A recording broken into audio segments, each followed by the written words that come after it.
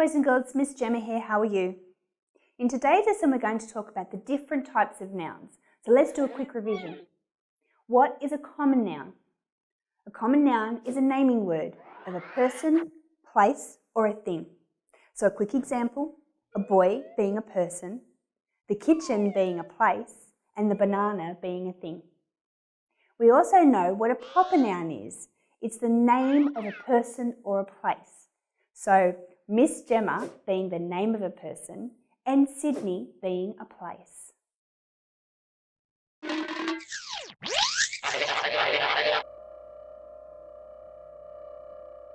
So what is a singular noun?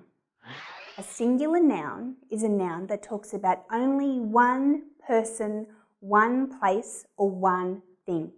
Some examples: a dog, man, a house, the tree, an orange, a baby, the country, the book, a foot, and a phone. Let's go see what these look like as plurals. So what's a plural noun? A plural is a word used to show that there is more than one person, animal, place or thing. So these would look like dogs, men, houses, trees, oranges, babies, countries, books, feet and phones. So let's now have a look at what a collective noun is.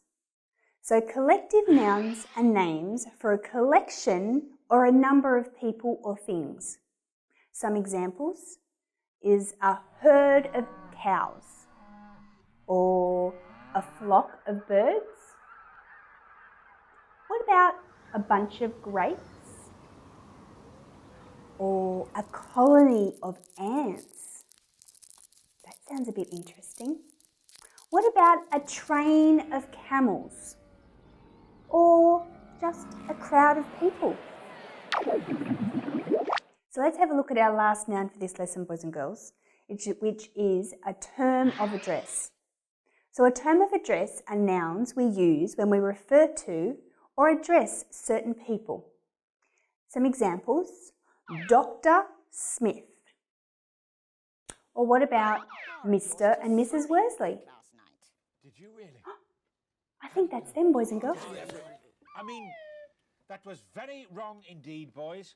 Very wrong. And finally, Captain Cook.